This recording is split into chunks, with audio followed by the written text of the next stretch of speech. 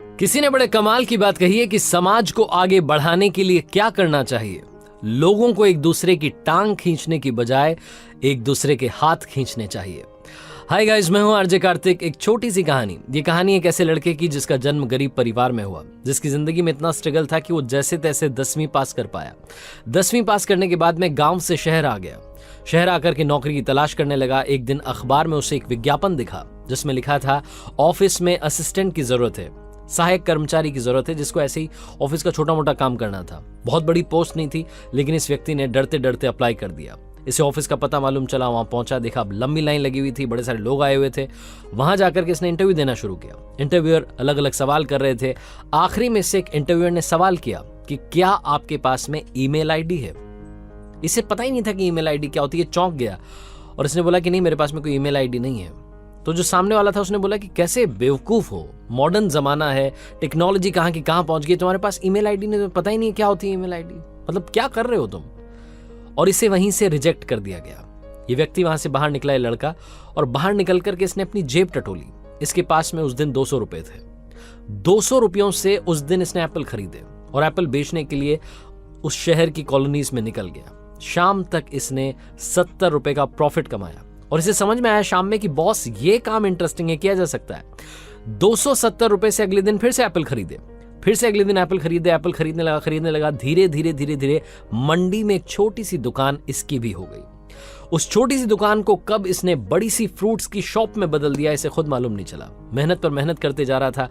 एक दुकान जब सेटल हो गई थी, जब खरीदार आने लगे थे, कस्टमर्स बढ़ने लगे थे, तो इसने एक और दुकान लगा ली। एक और फ्रूट्स की शॉप हो गई, फिर तीसरी हो गई, चौथी हो गई। उस शहर में इसकी अकेले की 7 से 8 शॉप्स खुल चुकी थी। अब इसे लग रहा था कि इस बिजनेस को बड़ा करना चाहिए। एक दिन अपने गांव गया। गांव जाकर के रिश्तेदारों को, दोस्तों को बताया कि बॉस, ये वाला अपना काम चल रहा है शहर में, अगर आप आना चाहो तो आ सकते हो। कुछ और दोस्त इसके साथ हो लिए। इन्होंने धीरे धीरे दूसरे शहर में जाकर के अपनी दुकानें खोलना शुरू कर दिया और ये धीरे धीरे एक बड़ा बिजनेसमैन बन गया। जब ये बात मीडिया में आई कि 10वीं पास लड़का, गांव का एक लड़का जो कि शहर में आकर के इतना बड़ा व्यापारी बन गया है, इसका इंटरव्यू करना चाहिए। अलग अलग चैनल्स वाले लोग पहुंच रहे थे। एक दिन एक मैगजीन वाला बंदा पहुंचा इंटरव्यू लेने के लिए और उसने बहुत सारे सवाल किए संघर्ष के बारे में, कैसे आपने बिजनेस ग्रो किया, कैसे आपने शॉप्स डेवलप की, कैसे आपकी पहली शॉप खुली, बहुत सारी बातें हुई। और आखिरी में उसने कहा कि आपके पास अगर ईमेल आईडी हो तो मुझे दे दीजिए, ये इंटरव्यू मैं आपको मेल कर दूंगा। जैसे उसने कहा तो इसने, जो बिजनेसमैन बन चुका था लड़का, इसने कहा कि बॉस, मेरे पास में ईमेल आईडी नहीं है। तो जो बंदा इंटरव्यू लेने के लिए पहुंचा था, रिपोर्टर, उसने बोला कि आप इतने बड़े बिजनेसमैन हैं और आपके पास में ईमेल आईडी नहीं है। तो जो लड़का बिजनेसमैन बन चुका था, फ्रूट्स का इतना बड़ा व्यापारी था, उसने एक ही जवाब दिया। ध्यान से सुनिएगा। उसने बोला कि मेरे भाई, अगर मेरे पास में ईमेल आईडी होती तो आज मैं इतना बड़ा बिजनेसमैन नहीं होता।